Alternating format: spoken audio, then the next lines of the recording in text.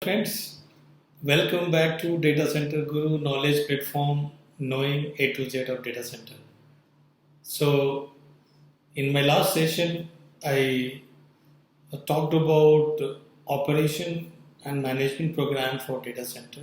What are the different aspects which is required for operational sustainability of data center on a broader level or on the building blocks level. And then I decided to do some kind deep dive into the individual building block. And today we are doing a deep dive into data center staffing. So in my last session, I talked about four foundation pillars of operation and management, which was people, process, products, and partners.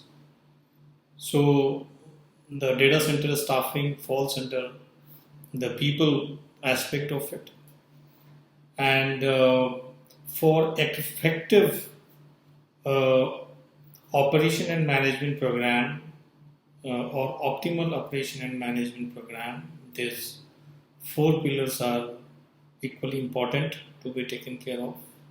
However, if you talk about the key foundation of actually driving it, the people plays a very important role.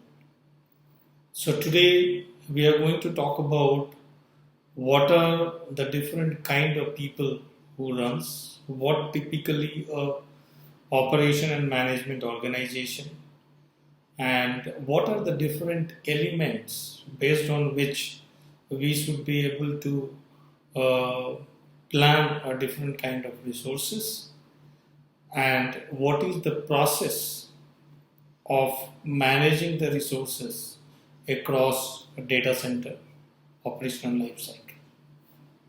So just to emphasize importance of data center staffing for data center, proper data center staffing is the key to reliable operations, and as it is directly proportional to the complexity and reliability of the data center. So if you do not have adequate manpower on the site or even remote which is required, then you may not be able to achieve your operation and management objectives, whatever is required. One more data points I would like to bring to your notice that Uptime Institute normally does a research every year and they publish a report. And as per their report, more than 74% of DC outages are attributable to human error. So when you attach human error to any specific problem, so human or staff or the people becomes that importance.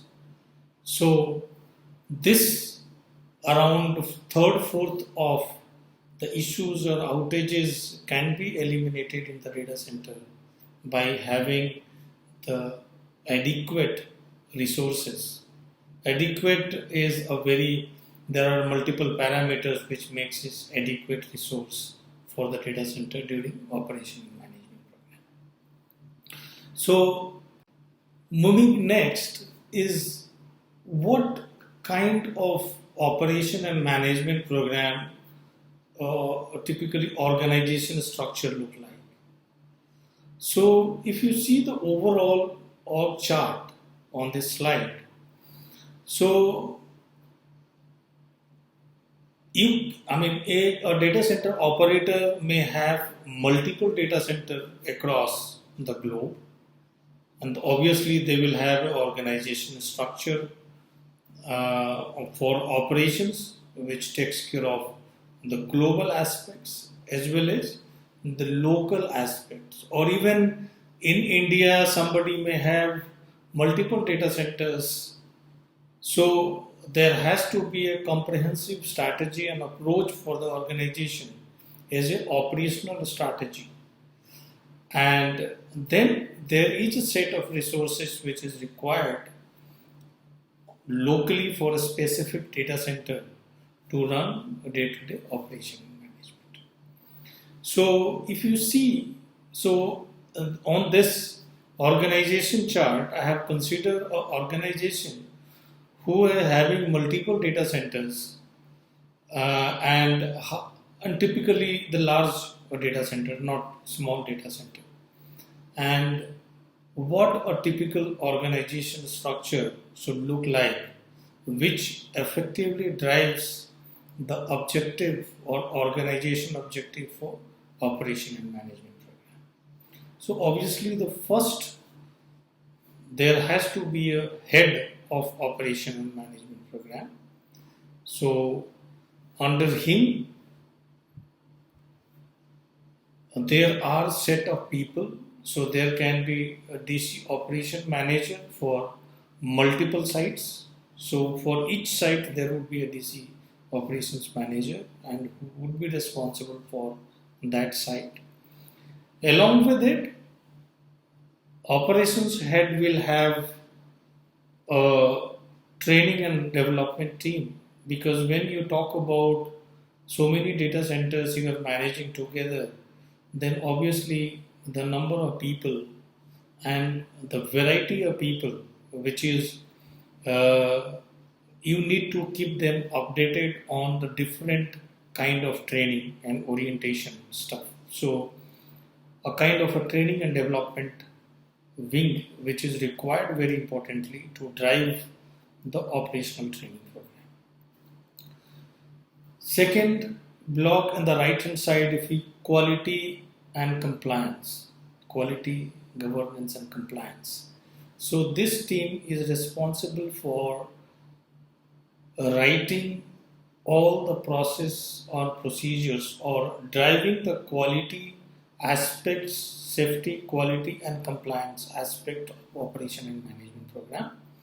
And then every individual site may have a quality and compliance guy, so who is not only responsible for the governance part of it, but he is also responsible for developing the entire quality and management plan. So he is also responsible for developing all the processes like SOPs, standard operating procedure, method of procedures for maintenance, emergency operating procedures. These are something which is very, very important. And this team should be responsible to drive this and write all those processes, because as detailed the process you defined, and that is the level of ease your operations team will feel while driving or doing the operation. As detailed you write the processes and procedures, and that is the level of leverage you are going to take from process driven program rather than people driven program. So typically this is the detailed process, so your dependency on the process or process driving your program becomes more, and the dependability on the people become less and less, which is very, very important to drive. Then apart from that, responsible for safety compliances, statutory compliances, and they need to define what requires to be complied with, and then they have to govern and ensure that those things are complied. Very, very important functions to drive. Then in the left hand side, if you see of strategy and sustainability, it is very, very important for any operation and management part is to sustain or enhance every day the quality or quality of operation and management program on a time to time basis. And that can happen when if you have got broader view. So this particular team or the individual will come out with different level of approach, strategy, which comes from the review process and finding what are the gaps, what are the issues, what are the improvements, and based on that he is going to develop strategy and the detailed plan to drive not only sustainability, it may be efficiency, it may be effectivity, right? So those are the things this operational strategy and sustainability block has to take care of. Then the last block is operational help desks. Because if you have got multiple data center running together and large amount of resources whenever you start managing, it becomes very important for an independent help desk and the coordinator to manage all the aspects on operation and management and create a view to the operations head so that he takes the right decision at right time. If you go below on the site level, so under DC managers, there would be shift supervisors because normally data center works 24/7.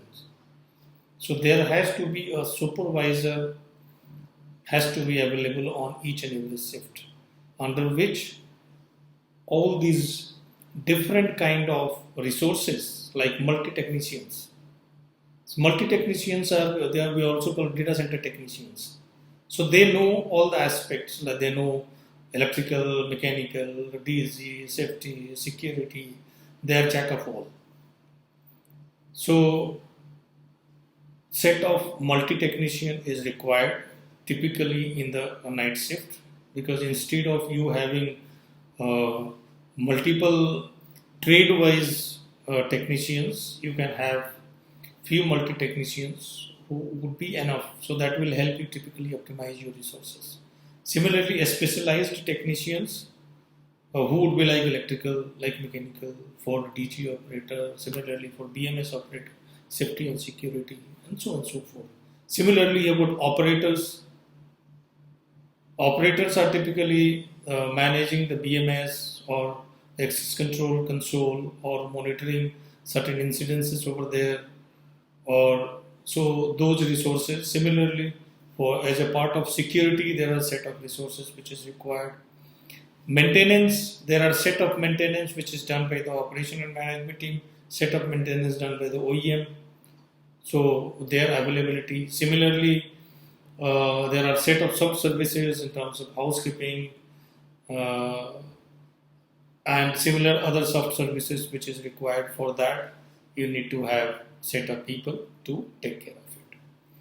So these are the people who, and in this case, based on your operational requirement, you can define what are the set of resources which is required in the general shift, what are the people required in the night shift, and so on and so forth. And lastly, if you'll see on the left hand side on the top, aside DC operations head, there is external auditor. So why I have put it external auditor very important is normally what happens if there is any lacking which lies with us internally, with the internal team.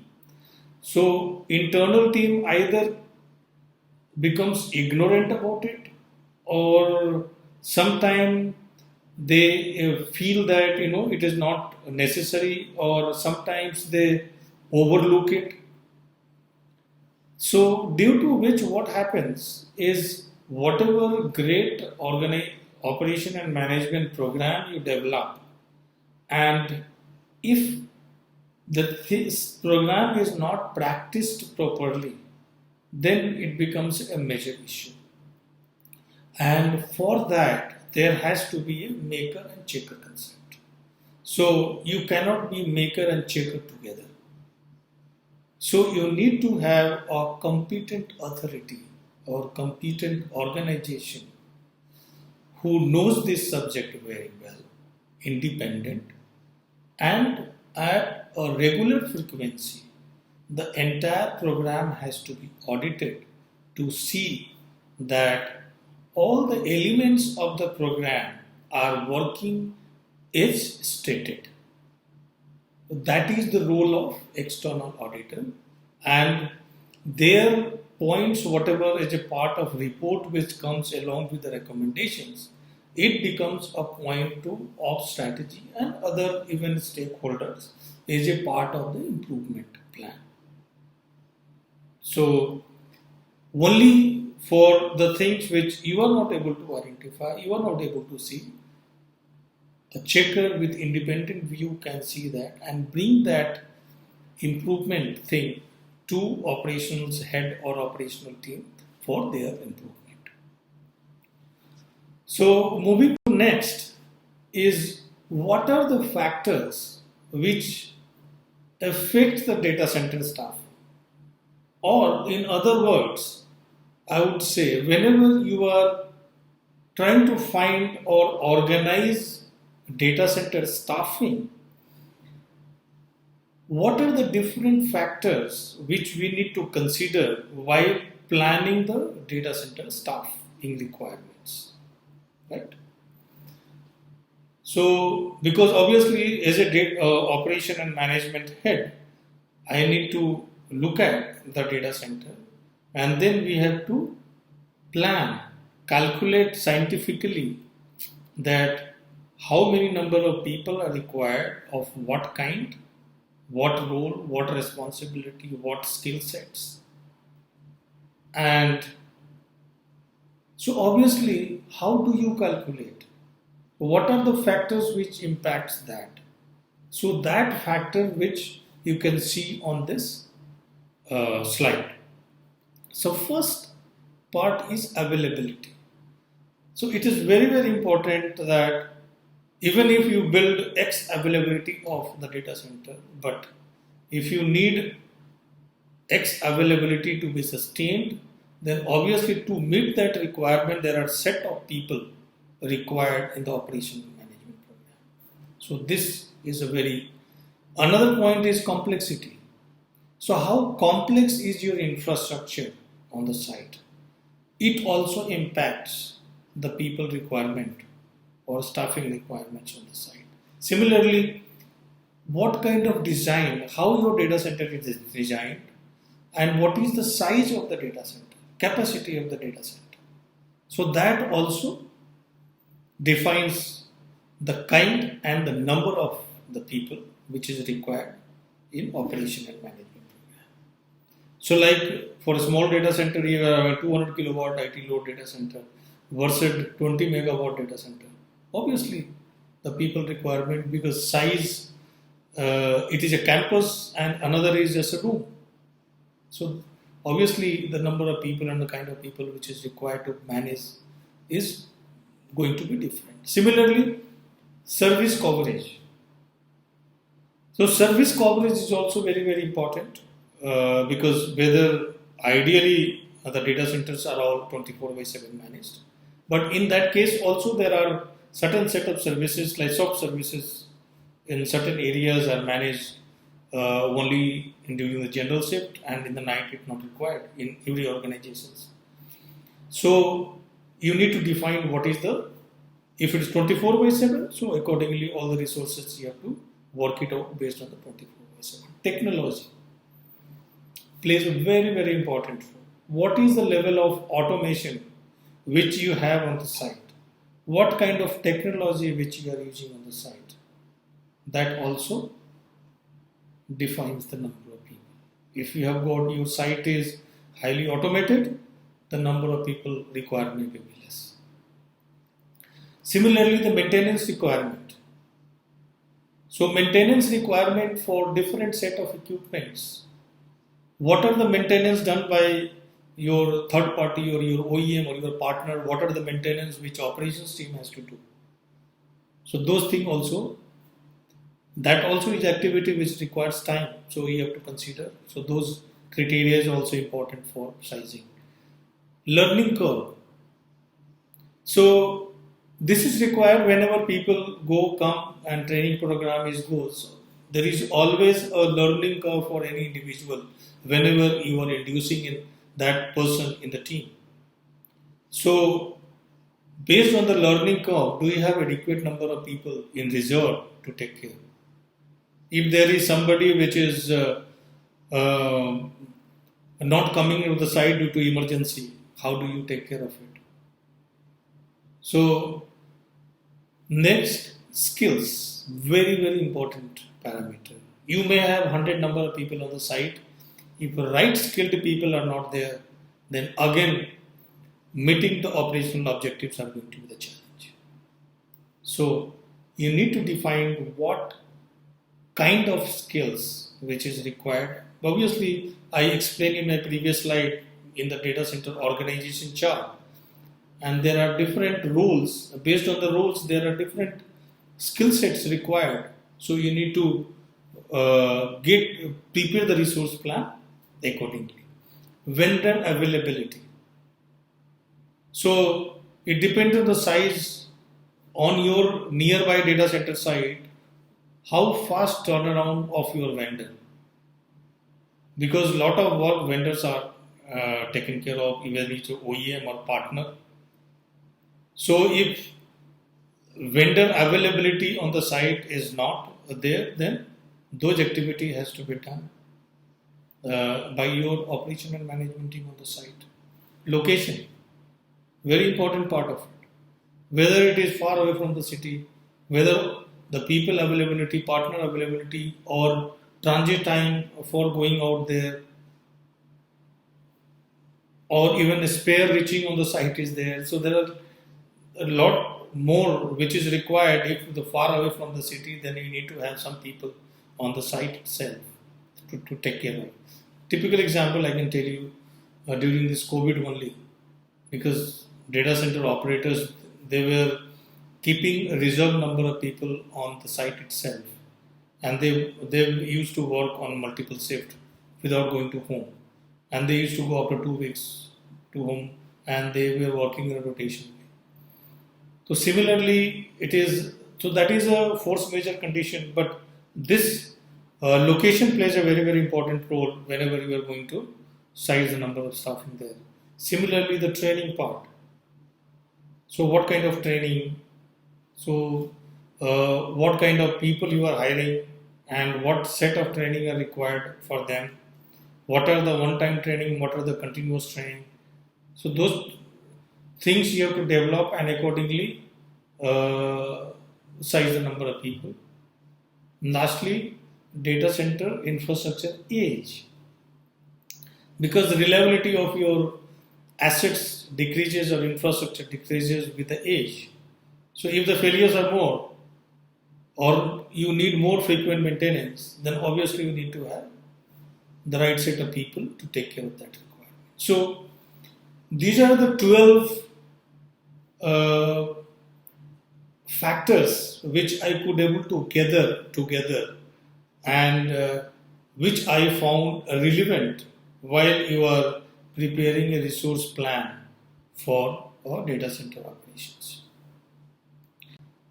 Moving next is, how do you manage the resources? So obviously it is a life cycle. So I could able to break the entire process into 6 blocks and try to explain you that each block what exactly you do, and then from last it repeats again. So first is the resource plan. So based on the previous slides what I explained, you need to define the number of people and people with respective role you are expecting, what kind of skill set you are expecting from them, and what kind of training program you need to do for those people. So during the resource plan, you need to prepare this. Once you have the requirement data, then you start keeping searching in the market and evaluating those resources. How do you evaluate?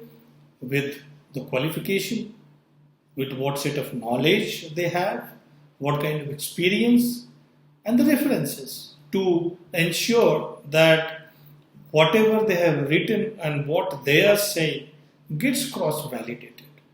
That yes, whatever skill or knowledge they are saying, they have such those. So typically to avoid the gap between what you need and what you get.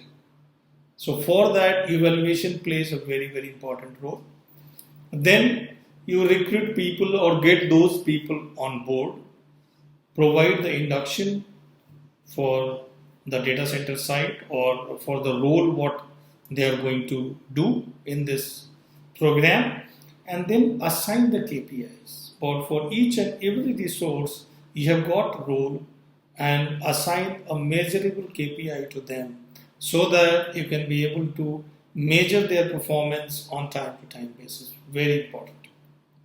And then once this train, then the fourth block is the training part of it. To deliver their stated KPIs, you have already defined what kind of training they need as a first or one-time training and also time-to-time training.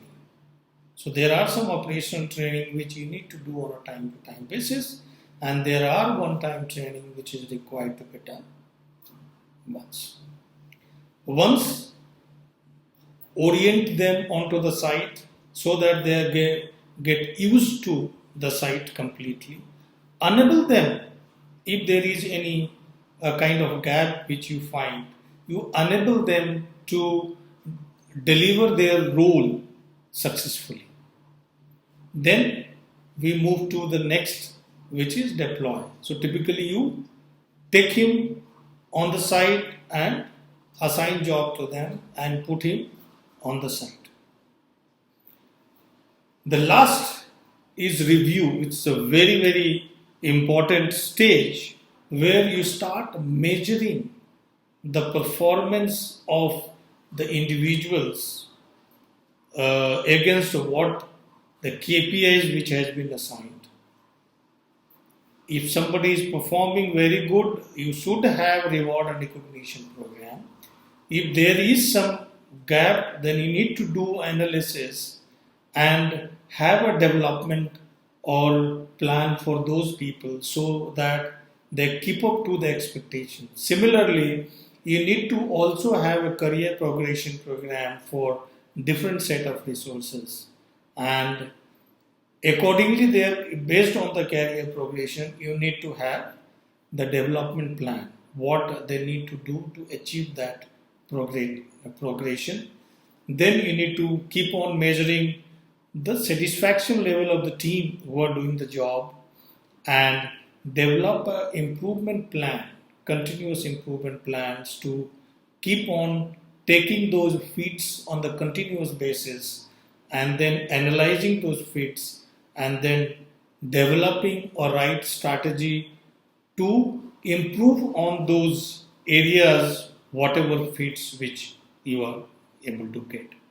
So that's what from end to end what I talk about data center staff management or the people management aspect of it. So with this, I come into this session, today's session, which was data center staffing. In my next session, I would be talking very, very important subject, which is process block. And as I said, process block drives, make your program process driven, technology driven later on, rather than people driven. So people driven program has got a lot of human error. You have already seen how can you make your program process driven, technology driven later on is something which you have to do. So I will talk more about doing some kind of deep dive into the processes, what kind of process, what are the different processes, what we write, how we write, all those things I will be discussing in my next session on 19th July. So with this, I come to end of today's session, and again I would request you to keep on encouraging me, keep on watching for your benefits, keep on giving me feedbacks if there is any improvement which is required, and keep on enjoying, happy learning. So take care, bye bye, have a great time.